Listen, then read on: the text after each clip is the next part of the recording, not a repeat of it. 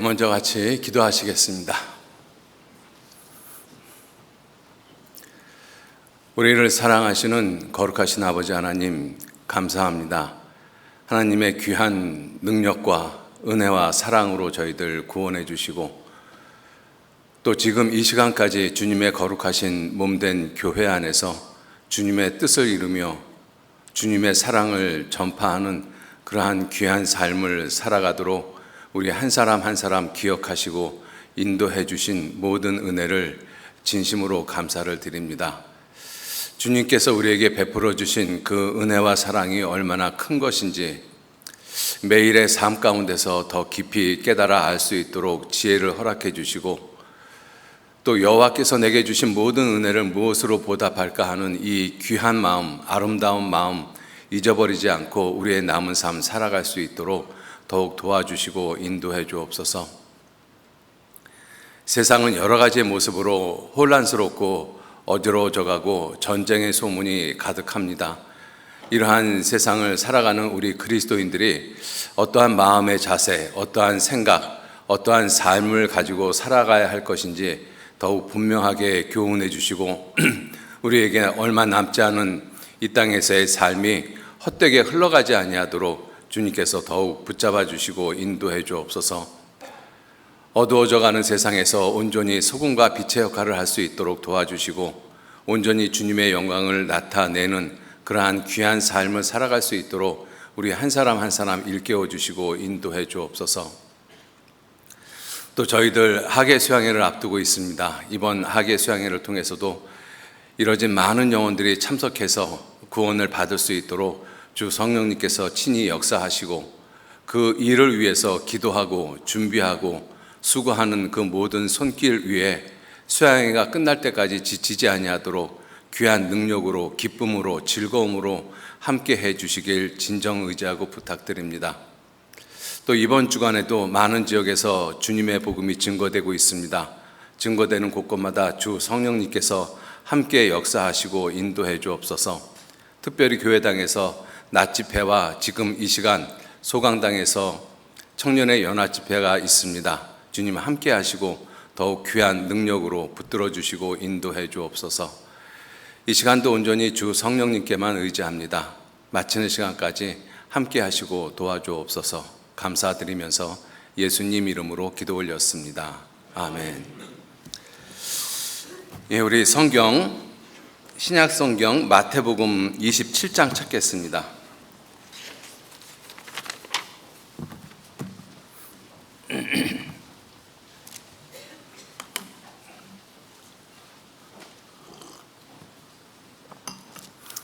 마태복음 27장 32절 말씀부터 제가 읽겠습니다. 32절 말씀, 마태복음 27장 32절. 나가다가 시몬이란 구레네 사람을 만나매 그를 억지로 같이 가게 하여 예수의 십자가를 지웠더라. 골고다 곧 해골이라는 곳에 이르러 쓸개 탄 포도주를 예수께 주어 마시게 하려 하였더니 예수께서 맛보시고 마시고자 아니하시더라.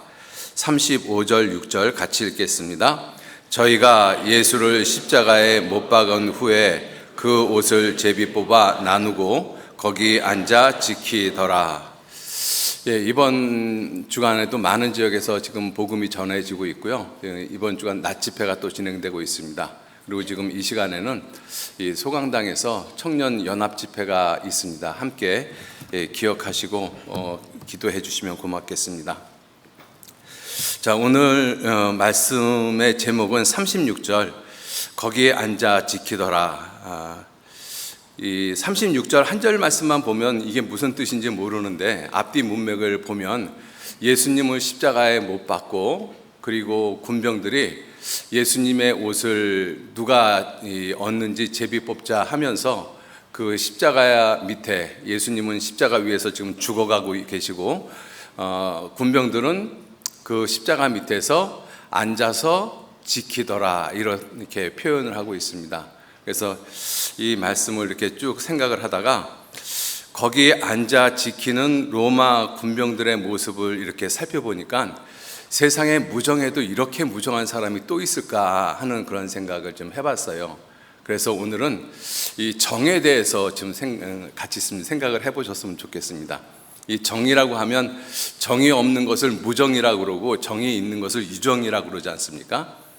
그래서 이 소설도 이제 무정이라는 소설도 있고 무정에 대한 그러한 표현들이 많이 있습니다. 그래서 이 무정한 모습, 특히 세 가지 모습에서 무정한 모습을 좀 생각을 해보시면서 구원받은 그리스도인 나는 어떠한 모습인가 하는 것을 한번 좀 생각을 해보셨으면 좋겠습니다. 그래서 무정한 사람, 그리고 무정한 하나님, 그리고 무정한 그리스도인, 이렇게 세 가지 모습에서 무정한 모습을 좀 생각을 같이 한번 해보셨으면 좋겠습니다. 우리 세상에서도 세월이 무정하다라고 이야기를 하잖아요. 세월이 야속하더라, 세월이 무정하더라. 그래서 무정세월 양유파 이런 이 말도 있습니다. 무정한 세월이 약 같다라는 뜻이죠. 흐르는 물과 같다라고 이렇게 표현하고 있습니다.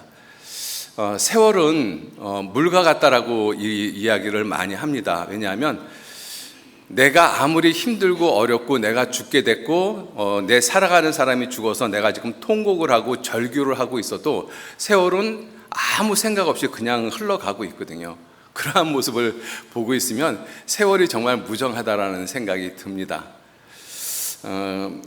창세기 8장은 이 노아 홍수가 이제 끝나고 하나님이 창세기 8장 22절 말씀에 이렇게 말씀을 하셨어요. 땅이 있을 동안에는 심음과 거둠과 추위와 더위, 여름과 겨울, 그리고 밤과 낮이 쉬지 아니하리라. 그러니까 그 모습은 땅이 있는 동안 이러한 것들은 반복되어질 수밖에 없다라는 것을 이렇게 설명을 하고 있는 것이고, 그 모습을 가만히 생각해 보면 그것이 참 무정한 모습인 것입니다. 그죠? 그래서 하나님이 만들어 놓으신 자연계는 하나님이 만든 법칙에 따라서 흘러가기 때문에 내 사사로운 감정에 연연해서 세월이 가다가 멈추고 멈추다가 더 빨리 지나가고 이런 식으로 세월은 가지 않습니다. 세월은 그냥 지나갈 뿐인 것이죠.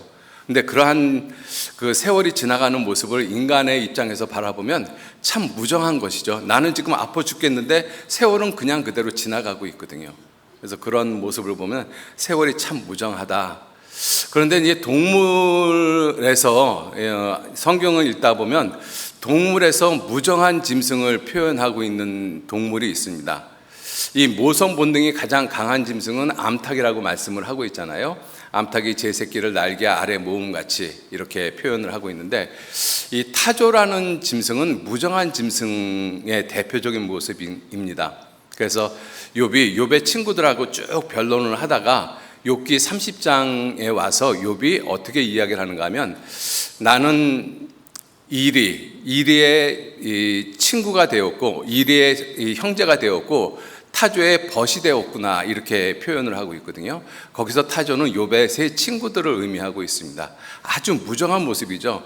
욥은 지금 자식이 죽고 몸에 병이 걸리고 온 재산이 다 없어지고 그러는데 욥의 친구들은 무정하게 계속 네가 죄가 있고 네 자식이 죄가 있어서 그렇게 됐다, 계속 그렇게 무정한 말만 하고 있으니까 욥의 입장에서는 그러한 친구들이 타조와 같다라고 이야기를 하고 있습니다. 또 예레미야 선지자도 이 BC 586년에 이스라엘 백성들의 남쪽 유다가 바벨론에 의해서 멸망을 당했지 않습니까? 그리고 이스라엘 그 성전이 불타고 이스라엘 백성들은 포로로 잡혀가고 그 황폐된 예루살렘 성에 앉아서 예레미야가 슬픔의 노래를 부릅니다. 그것이 예레미야 애가이죠. 그 예레미야 애가 4장 3절에 보면 들깨는 오히려 젖을 내서 자기 새끼를 기르는데 내 처녀 백성 이스라엘은 광야의 잔인한 타조 같구나, 이렇게 표현하고 있거든요.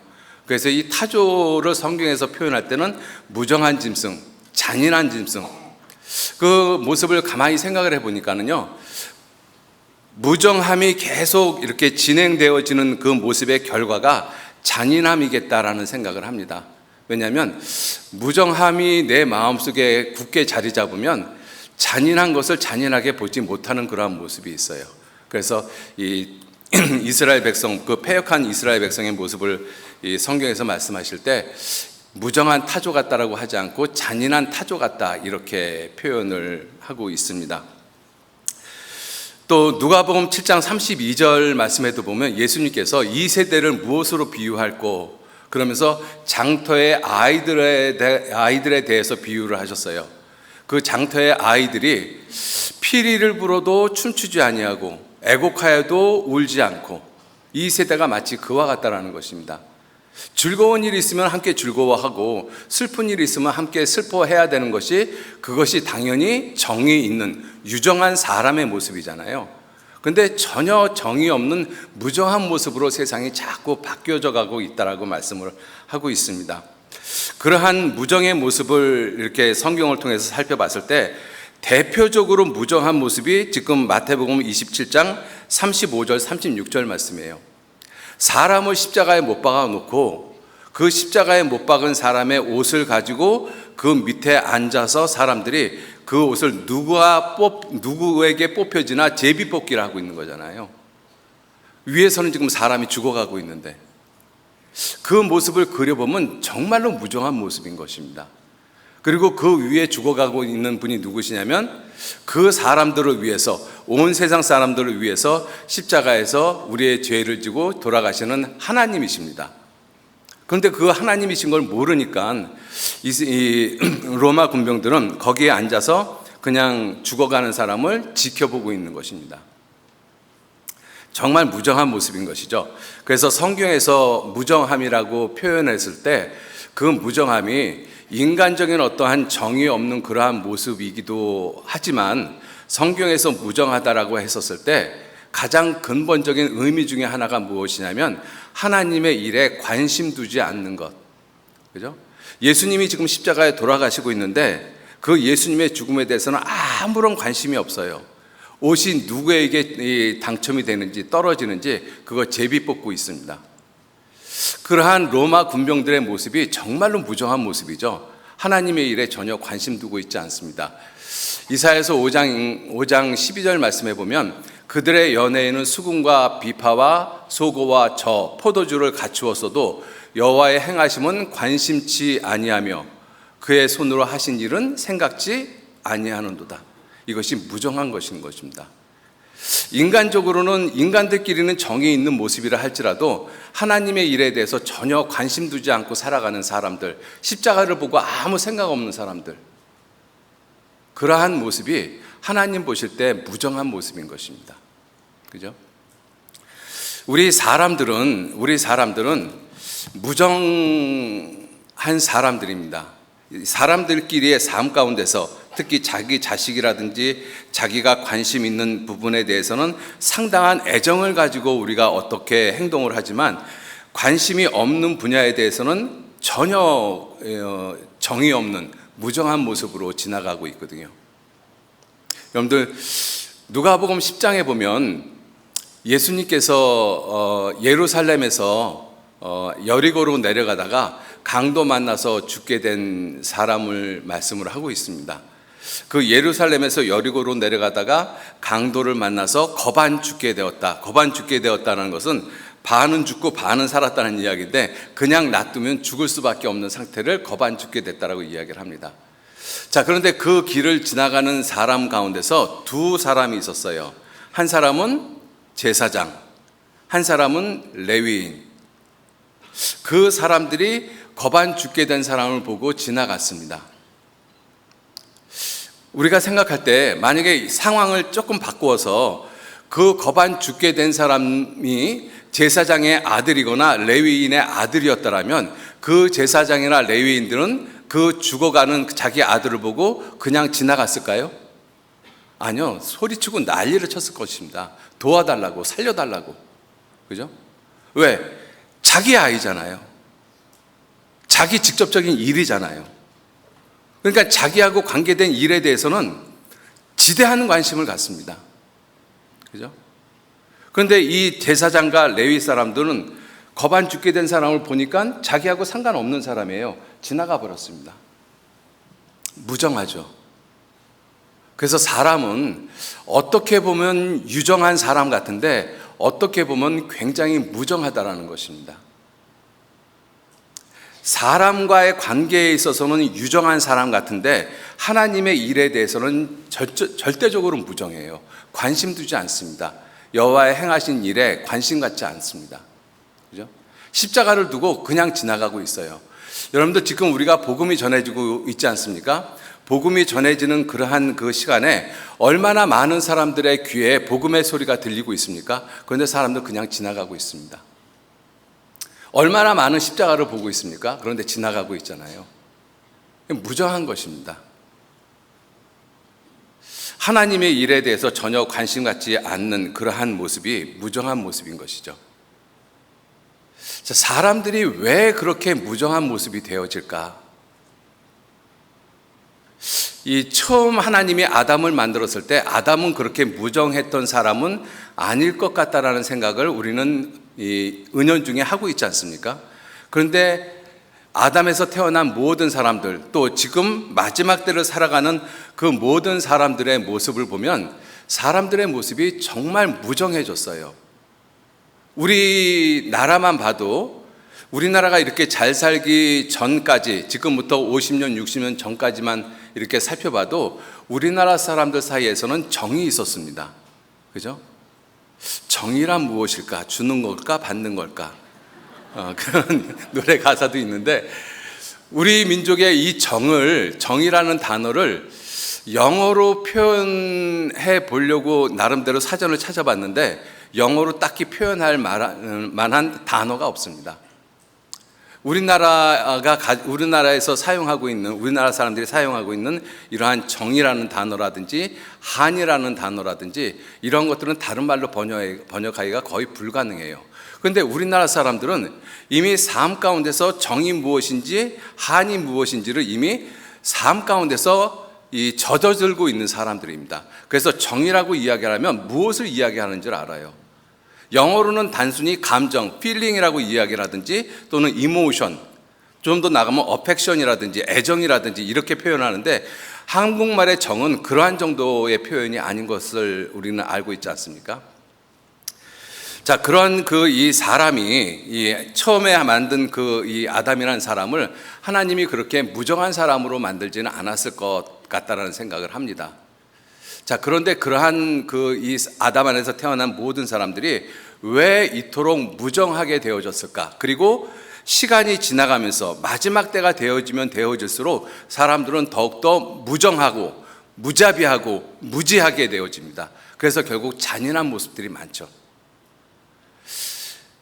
디모데후서 3장 1절로 5절 말씀해 보면 마지막 때, 그죠? 세상 마지막 때에 세상에서 이러한 일이 있을 것이다 라고 말씀을 하시면서 이 사람이 하나님 돈을 사랑하고 쾌락을 사랑하기를 하나님 사랑보다 더 사랑하고 이러한 모습으로 쭉 말씀을 하시잖아요.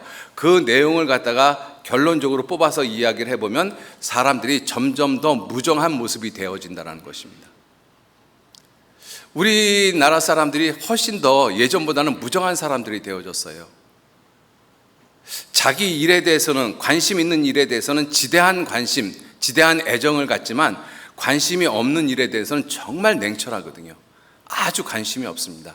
옆에서 사람이 죽어가도, 옆집에서 사람이 죽어가도 아파트 옆집에서는 관심 두지 않습니다. 자기 일이 아니기 때문에. 그죠? 실제로 그런 일 있지 않습니까? 옆에 사람이 죽어가는데 그 사람 죽어가는 사람은 신고를 안 해요. 왜냐하면 신고하면 경찰서에서 자기를 오라가라 할까봐, 그게 귀찮아서 신고를 안 한다고 그러잖아요. 이게 얼마나 무정한 모습이에요. 마지막 때가 되어지면 그러한 모습으로 사람들이 자꾸 바뀌어갑니다. 인성이 바뀌어져요. 예수님이 마태복음 24장 12절 말씀에 불법이 성함으로 많은 사람의 사랑이 식어지리라. 많은 사람의 사랑이 식어진다. 그 뜻이 뭐겠어요? 사람이 점점 더 무정한 사람이 되어진다는 것입니다. 남의 아픔을 보면 같이 아플 수 있고 울 수 있고 그러는 사람이 유정한 사람인데, 그러한 남의 아픔이나 어려움을 보면서도 아무런 관심이 없어요. 사랑이 식어지고 있습니다. 이유가 뭐예요? 불법이 성함으로, 불법이 가득함으로, 불법이 활기를 침으로써.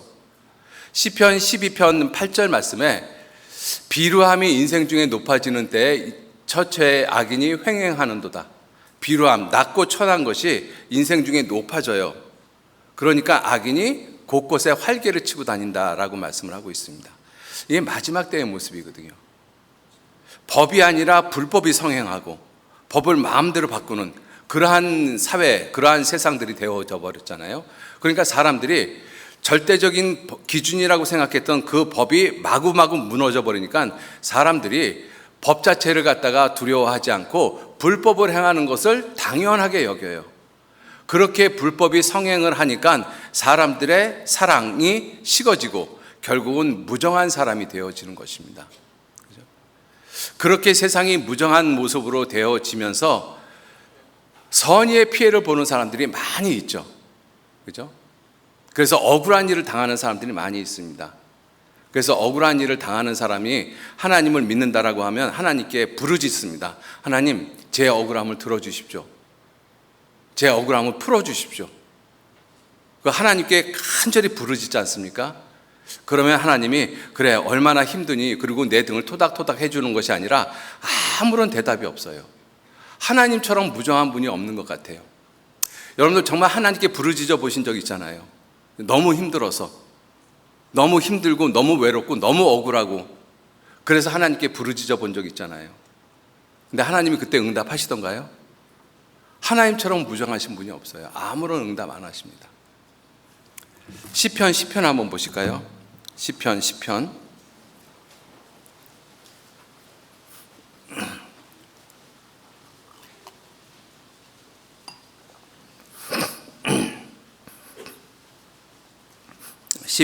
시편 1절 말씀 1절 말씀 제가 읽겠습니다. 여호와여 어찌하여 멀리 서시며 어찌하여 환난 때에 숨으시나이까. 악한 자가 교만하여 가련한 자를 심히 군박하오니 저희로 자기 베푼 꾀에 빠지게 하소서. 이렇게 기도를 해도 하나님 아무 말씀 없으셔요. 그죠?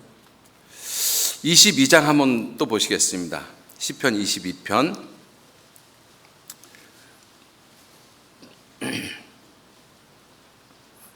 시편 22편 1절 2절 말씀 같이 읽겠습니다. 내 하나님이여 내 하나님이여 어찌하여 나를 버리셨나이까. 어찌 나를 멀리하여 돕지 아니하옵시며 내 신음하는 소리를 듣지 아니하시나이까. 내 하나님이여 내가 낮에도 부르짖고 밤에도 잠잠치 아니하오나 응답지 아니하시나이다. 내가 낮에도 부르짖고 밤에도 잠잠치 아니하고 하나님께 부르짖는데 하나님 어찌해서 응답하지 않습니까? 하나님 어찌 그리 무정하십니까? 그죠? 우리가 하나님한테 기도할 때 보면 가끔 이러한 생각이 들어요. 하나님 정말 무정하시다. 한 번만이라도 응답해 주시면 얼마나 좋을 텐데. 그죠? 그런데 하나님은 내 감정에 대해서 별로 관심 두지 않는 것처럼 보입니다. 그래서 우리가 하나님을 잘못 생각하면 하나님은 참 무정하신 분이시다. 이렇게 쉽게 속단을 할 수가 있어요. 그게 우리들이 하나님에 대한 오해인 것이죠. 그죠? 실제로 하나님은 무정한 분이 아니시라 하나님만큼 정이 가득하신 분이 없으셔요.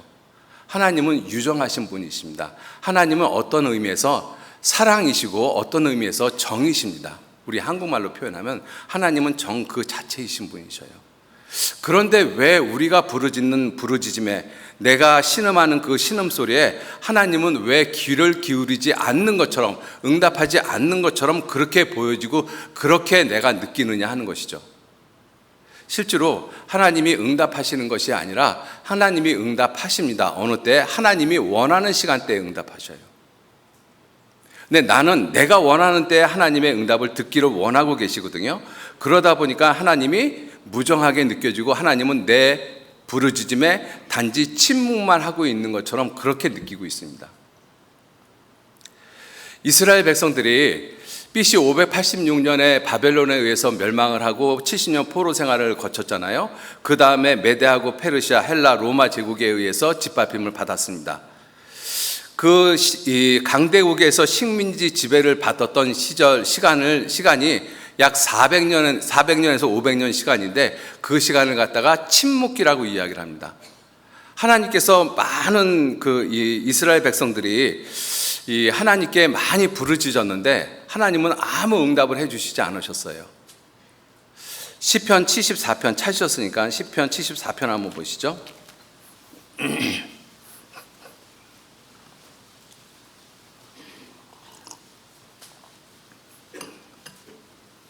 시편 74편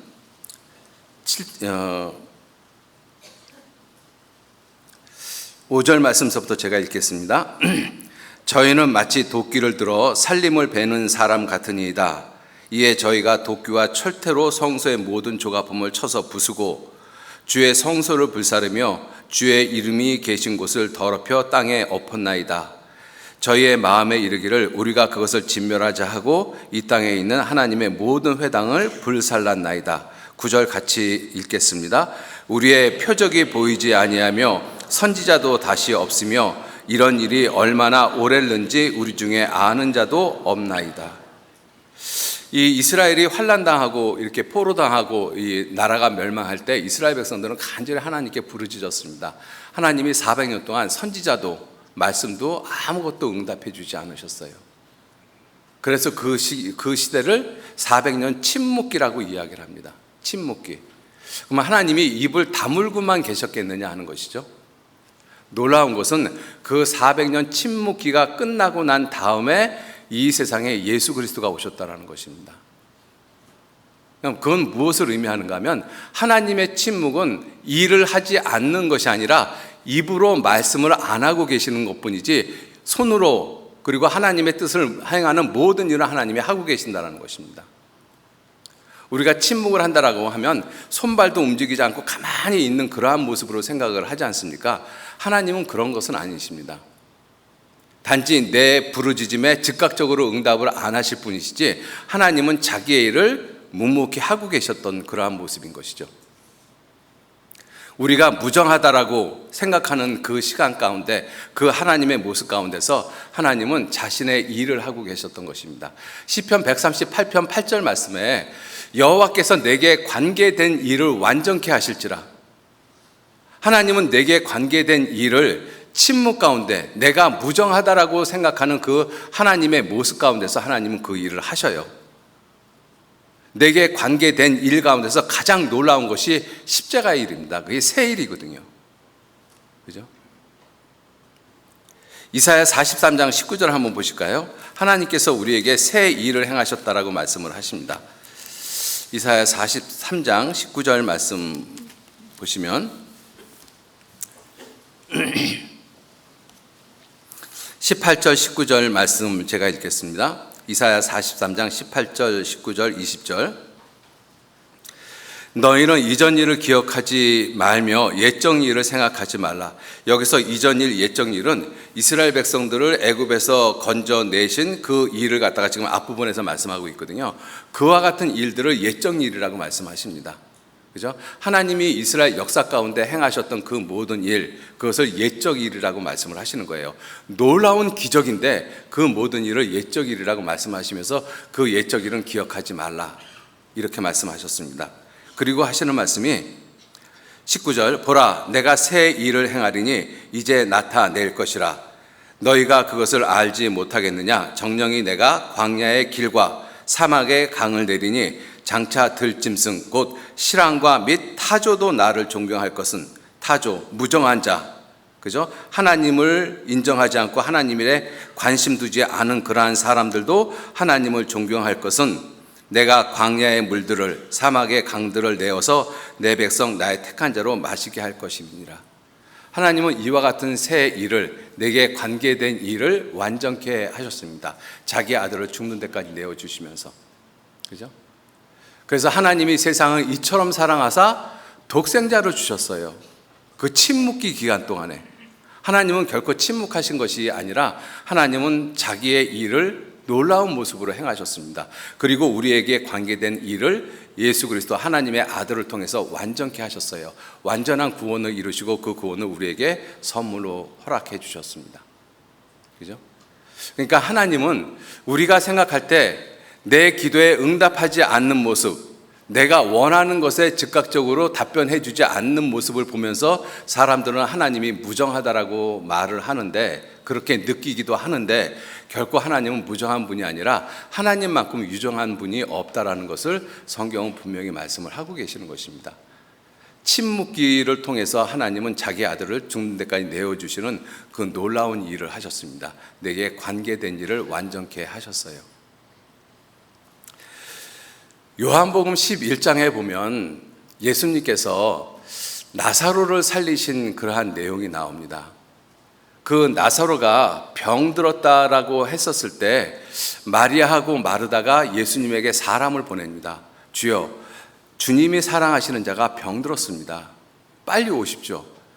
그 예수님이 그때 당시 계셨던 곳에서 이 나사로가 있는 것까지는 5리 정도밖에는 안 된다라고 말씀하시거든요. 2km 정도밖에 안 됩니다. 2km면 빨리 걸으면 20분, 10분이면 갈 수 있는 거리거든요. 근데 예수님은 안 가셨어요. 한번 볼까요? 요한복음 11장 한번 보시죠.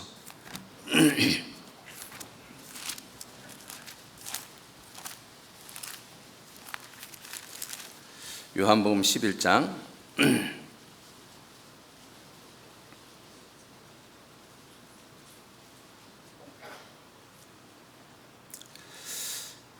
11장 3절 말씀 제가 읽겠습니다. 이에 그 누이들이 예수께 사람을 보내어 가로되 주여 보시옵소서, 사랑하시는 자가 병들었습니다. 이 말은 뭐예요? 나사로가 병들었다는 것은 그냥 통보하는 것이 아니잖아요. 병들었으니까 어떡하라고요? 예수님 빨리 와주십시오. 예수님이 기도하시면 이 내 오라비가 낫겠습니다. 빨리 와주십시오. 그죠? 자, 그런데 6절에 예수님이 어떻게 말씀하셨는가 하면 나사로가 병들었다 함을 들으시고 그 계시던 곳에 이틀을 더 유하시고, 병들어서 죽은 것을 알았어요. 그런데 이틀을 더 유하시고 이렇게 말씀을 하시잖아요. 그죠? 그리고 난 다음에 나사로가 죽었습니다. 죽고 무덤에 있은 지 이미 나흘 4일이 지났어요. 17절 예수께서 와서 보시니 나사로가 무덤에 있은 지 이미 나흘이라. 베다니는 예루살렘에서 가깝기가 한 5리쯤 되매, 정말 가까운 거리잖아요. 부지런히 걸으면 10분이면 올 수 있는 거리라는 것입니다. 조금 빨리 달리면. 그죠? 그런데 그 가까운 거리에 있는 예수님께서 자기의 사랑하는 이 사람이 병들었다는 소식을 들었음에도 불구하고 무정하게 그곳에 오지 않으셨어요. 그리고 죽은 지 나흘이 돼서, 무덤에 있은 지 나흘이 돼서 예수님은 비로소 찾아왔습니다. 그때 이 동생 마르다와 마리아가 이렇게 예수님을 만나고 이렇게 이야기를 합니다. 20절 말씀, 마르다는 예수 오신다는 말을 듣고 곧 나가 맞되 마리아는 집에 앉았더라. 마르다가 예수께 여짜오되 주께서 여기 계셨다면 내 오라비가 죽지 아니하였겠나이다. 이 마르다도 이렇게 이야기를 하고 32절 마리아도 똑같은 이야기를 하죠.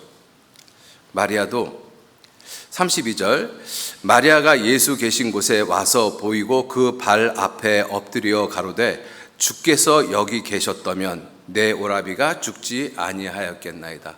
주께서 여기 계셨다면, 이게 무슨 뜻이에요? 주님, 저희들이 사람을 보냈지 않습니까? 그때 오셨더라면 내 오라비 안 죽었겠습니다. 그런데 왜 그때 오시지 않았습니까? 예수님 어찌 그리 무정하십니까?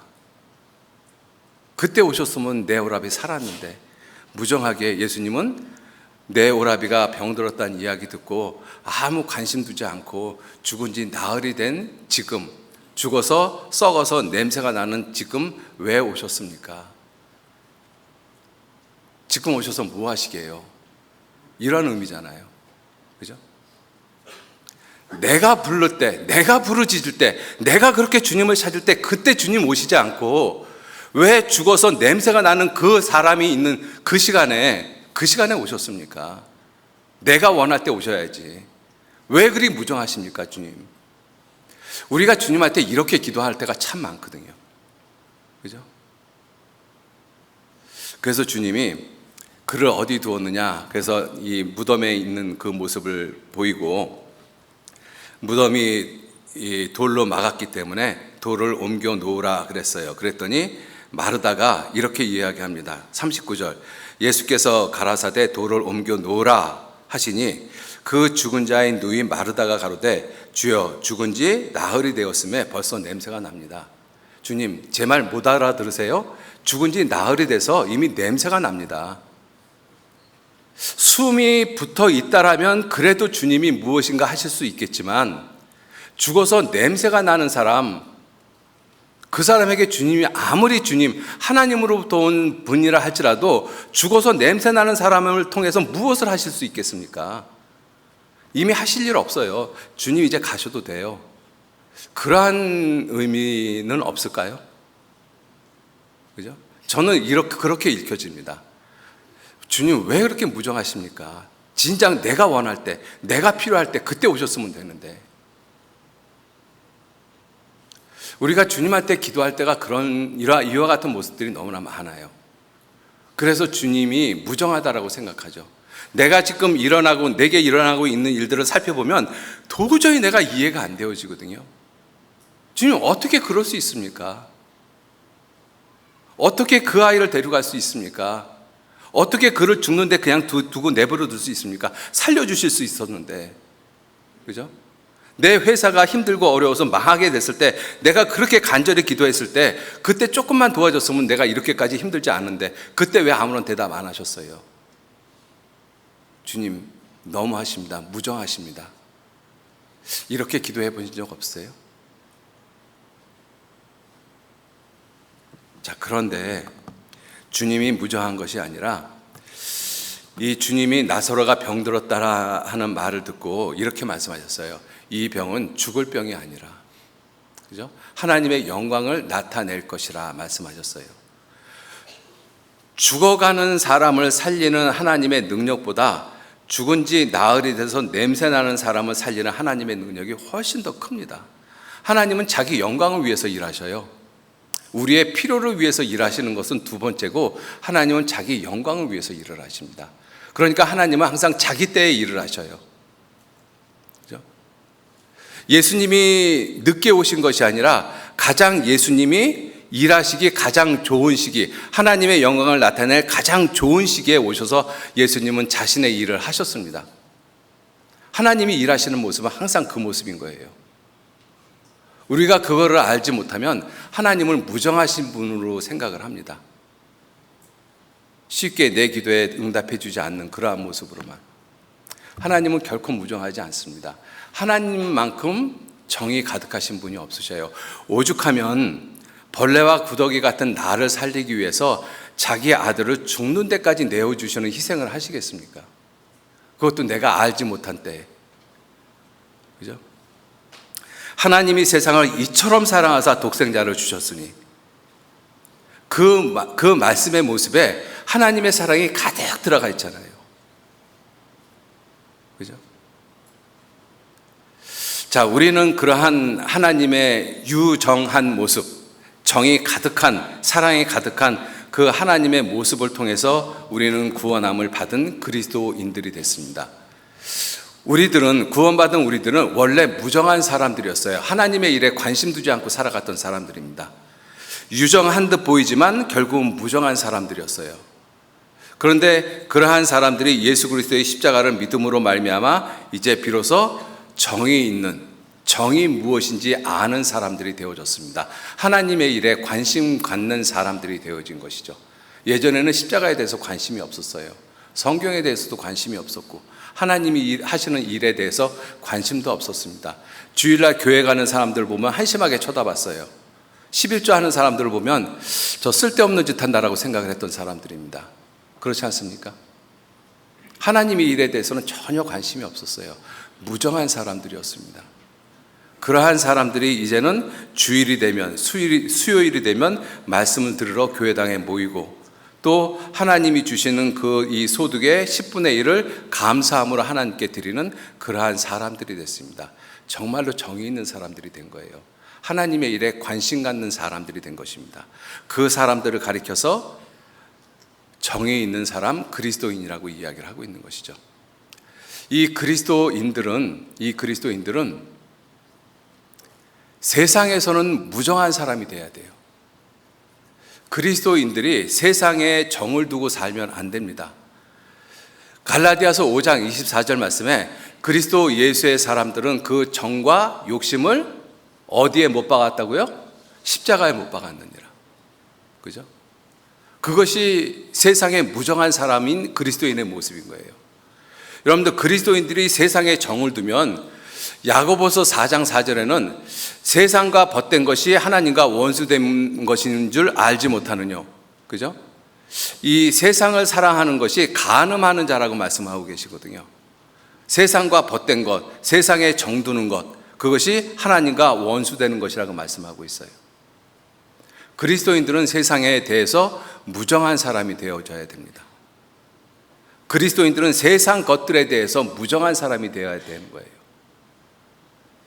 이 세상이나 세상에 있는 것들을 사랑치 말라. 누구든지 이 세상을 사랑하면 아버지 사랑이 그 속에 있지 아니하니 이는 세상에 있는 모든 것이 육신의 정욕, 안목의 정욕, 이생의 자랑이니 이는 다 아버지께로 쫓아온 것이 아니요 세상으로 쫓아온 것이라.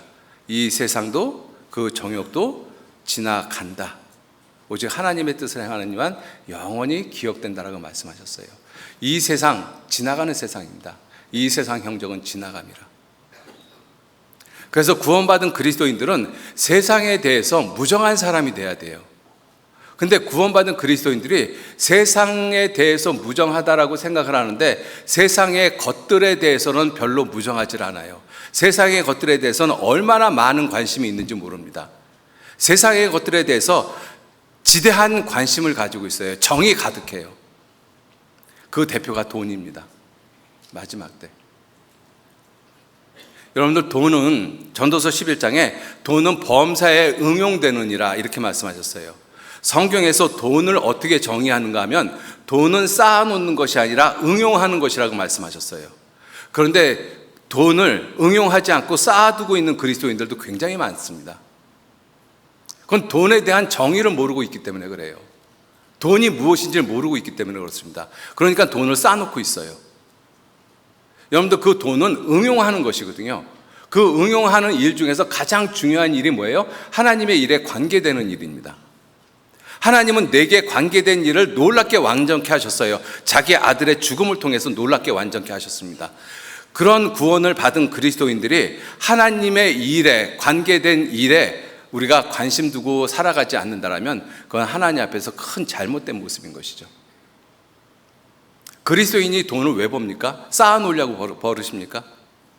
만약에 그리스도인이 만약에 그렇다라고 한다면 그 그리스도인은 돈에 대한 생각을 잘못하고 있는 것입니다. 자식한테 물려주기 위해서 돈을 법니까? 어리석은 것이죠. 그죠? 여러분들, 돈은 내가 살아있을 때 세상 일에, 하나님의 일에 응용하기 위해서 내가 벌어들이는 수단일 뿐인 것입니다. 쌓아놓으라고 하나님이 주시는 것이 아닌 거예요.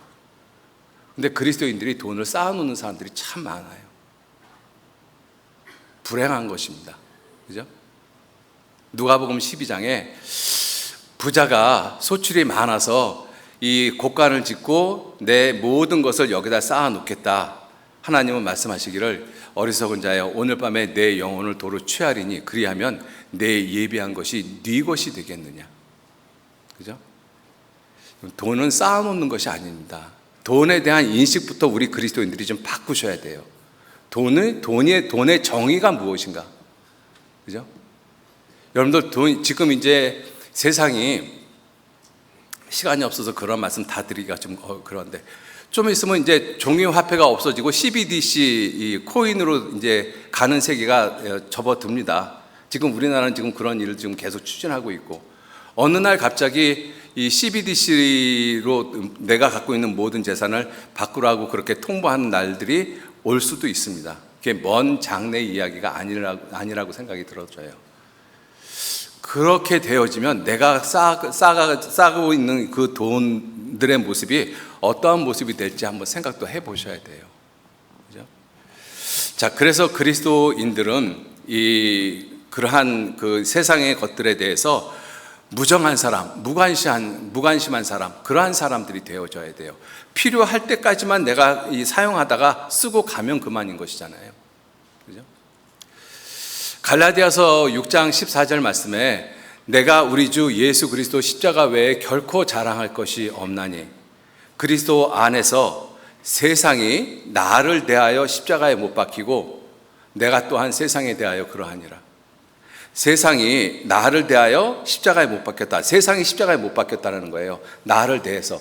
내가 또한 이 세상은 나를 십자가에 못 박고, 그래서 십자가를 두고 세상은 나를 십자가에 못 박고 나는 세상을 십자가에 못 박고, 그러니까 십자가를 두고 세상과 나는 원수지간이 된 거예요. 그러한 세상을 살아가는 그리스도인들이 세상에 정을 두고 살아가고 있습니다. 세상을 생각하고 세상의 것들을 놓지 못하고, 참 성경적으로 봤을 때 무정한 사람이 되어지는 거예요. 성경에서는 구원받은 그리스도인들이 세상에서는 무정한 사람이 되라, 정과 욕심을 십자가에 못 박으라, 이렇게 말씀을 하는데, 놀랍게도 정과 욕심을 십자가에 못 박지 못하고 세상 것들에 대해서 지대한 관심, 지대한 애정을 가지고 살아가고 있다면 그 사람이야말로 무정한 그리스도인입니다. 그러지 않겠습니까? 서두에 말씀을 드렸습니다. 이 무정이라는 것이 무엇이냐? 하나님의 일에 관심이 없는 것이 무정이라고 말씀을 드렸어요. 그게 진정으로 무정한 것입니다. 예수님은 십자가에 못 박고 하나님은 십자가에 못 박고 그 옷을 갖다가 그 밑에서 제비뽑기 하고 있는 군병들의 모습, 얼마나 무정한 모습이에요? 하나님의 일에 전혀 관심 두고 있지 않지 않습니까? 그런데 그리스도인들이 그렇게 살고 있다면 정말로 무정한 사람이죠. 여러분들, 우리 수양회가 이제 얼마 안 남았어요. 이 수양회는 1년 중 어떤 교회 행사가 아니라는 거 알고 계시잖아요. 그죠? 한 영혼 한 영혼을 주님께로 인도하기 위해서 많은 사람들이 함께 기도하고 또 희생하고 수고하고 준비하고, 그렇게 해서 한 달이 넘는 그 시간 가운데 정말 땀 흘리면서 희생하면서 한 영혼 한 영혼을 구원하는 그 일을 하고 있습니다. 그런데 나는 관심이 없어요. 그 모습이 십자가에서 예수님을 십자가에 못 박아 놓고 예수님의 옷을 그 십자가 밑에서 누가 뽑나 제비 뽑는 그 군병들의 모습하고 그렇게 크게 다르지 않다라고 생각합니다. 그죠? 무정한 모습인 거예요. 하나님의 일에는 관심이 없어요. 그들의 연회에는 수금과 비파와 소고와 저와 포도주를 갖추었어도 여호와의 행하심에 대해서는 아무런 관심이 없습니다.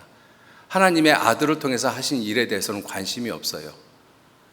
복음이 어떻게 전해지던, 또 집회가 어떻게 되어지던, 누가 상담을 하던 나하고 아무 관심이 없어요. 만일 그러한 그리스도인들이 많이 있다면 큰 문제이겠죠. 그런데 정말 감사가 되는 것은 우리 교회에는 그러한 분들이 그리 많지 않다라는 것입니다.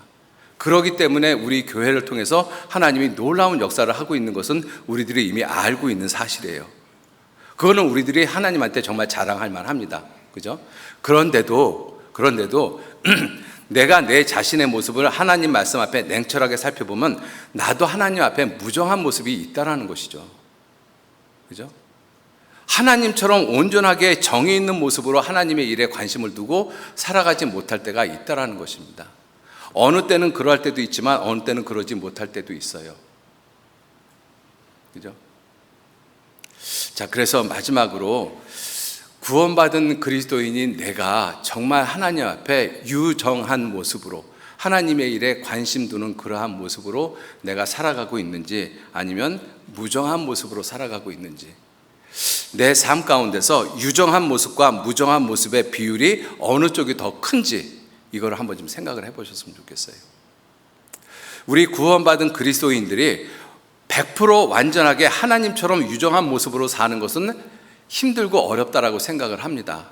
물론 그 본을 보여주신 모습이 바울 사도의 모습도 있긴 하지만 사실 우리가 그렇게까지 살기는 너무 힘들고 어렵다라고 생각이 들잖아요. 그렇지만은 그러한 모습을 보여주셨기 때문에, 바울도 예수님도 본을 보여주셨기 때문에 그렇게 살려고 우리가 노력을 하고 있는 것이지 않습니까? 자, 그래서 그렇게 살지 못하는 그러한 내 삶을 보면서 왜 나는 바울처럼 예수님처럼 그렇게 살지 못할까? 그 이유가 무엇일까? 두 가지만 좀 생각해 보셨으면 좋겠어요. 첫 번째는 무엇이냐면 이사야 49장 5절 말씀에 나는 여호와 보시기에 존귀한 자라. 여호와 보시기에 하나님은 나를 존귀한 모습으로 보십니다. 그죠?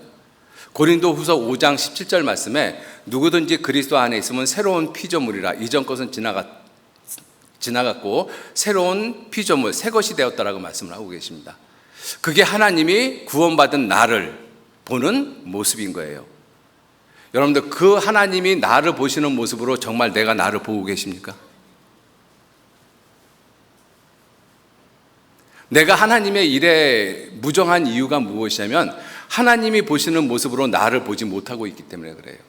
하나님은 나를 존귀한 자로, 새 것으로, 새로운 피조물로, 거룩한 자로, 빛의 자녀로 그렇게 보는데 나는 나를 그렇게 보지 못하고 있다는 것입니다. 여러분들, 내가 나를 그렇게 보지 못하면 예전의 모습으로, 벌레와 구더기 같이 살았던 그 예전의 모습으로 나를 보면서 내가 살아갈 수밖에 없어요. 그 벌레와 구더기 같은 모습으로 내가 살던 모습이 어떤 모습이에요? 하나님의 일에 전혀 관심 두지 않았던 무정한 모습이지 않습니까? 그러니까 무정한 삶을 살 수밖에 없는 거예요. 관점 자체가 잘못되어져 있기 때문에 그렇습니다. 하나님이 보시는 모습으로 내가 내 자신을 볼 때 나는 하나님의 일에 관심을 갖는 유정한 모습으로 삶을 삽니다. 그런데 불행하게도 하나님이 보시는 모습으로 나를 보는 것이 아니라 내가 나를 보는 모습, 사람이 나를 보는 모습, 예전의 내 모습으로 나를 보고 있습니다. 그러니 내가 달라진 것이 아무것도 없어요. 여전히 무정한 삶을 살아가고 있는 것이죠. 두 번째가 뭐냐면 내가 내 자신을 사랑하지 못하기 때문에 그래요. 여러분들, 내가 내 자신을 사랑하지 못하면 다른 사람을 사랑한다는 것이 거짓말인 것입니다. 한 곳만 찾아보시죠. 요한일서 4장 한번 보시겠습니다. 요한일서 4장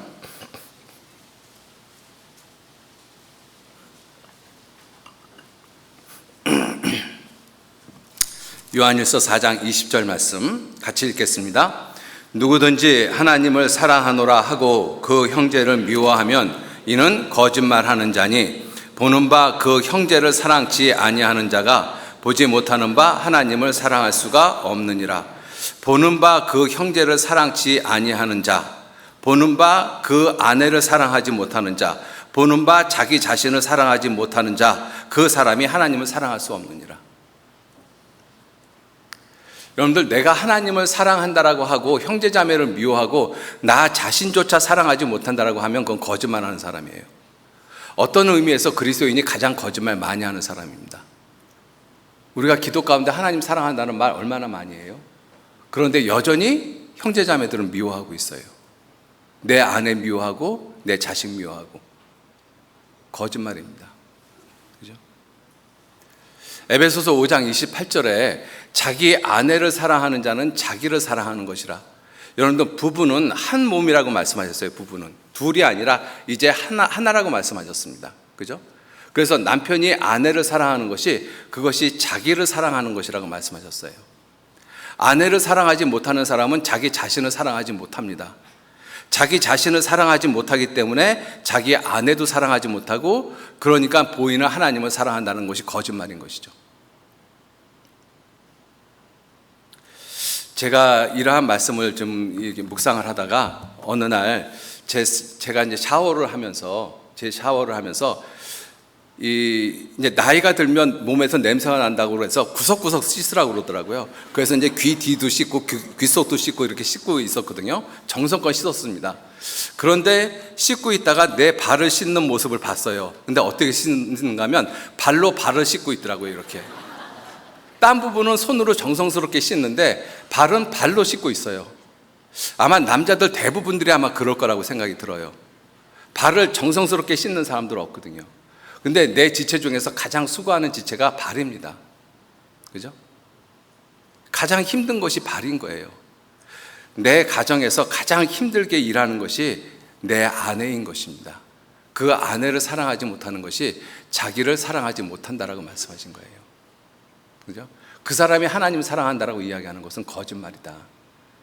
그러니까 어떻게 해요? 무정한 모습으로 살 수 있죠. 남편과 아내인데 남편이 아내를 사랑하지 못하는 모습이 정말 무정한 모습인 거예요. 또 다른 자기의 모습인데, 그러면서 하나님을 사랑한다라고 이야기를 하고, 거짓말입니다. 이제 그러한 거짓말은 우리 그리스도인들이 그만하셨으면 좋겠어요. 그래서 하나님 앞에 정말 바른 모습, 하나님과 같은 정말 정의 있는 모습으로, 하나님의 일에 관심 있는 그러한 모습으로 살아가는 우리 그리스도인들이 되셨으면 좋겠습니다. 같이 기도하시죠. 하나님, 귀한 은혜와 사랑에 진심으로 감사를 드립니다. 세상에 많은 사람들이 십자가를 그냥 지나치고 있습니다. 하나님의 일에 관심 두지 않고 살아가고 있습니다. 이러한 사람들, 무정한 사람들에게 하나님은 하나님의 독생자 예수 그리스도를 내어주셨습니다.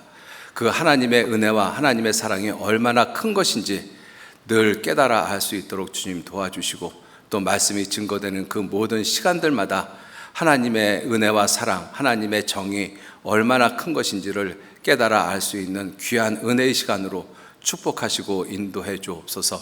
우리의 나머지 모든 시간들 선하신 주님의 손에만 의지하고 부탁드립니다. 감사드리면서 예수님 이름으로 기도 올렸습니다. 아멘.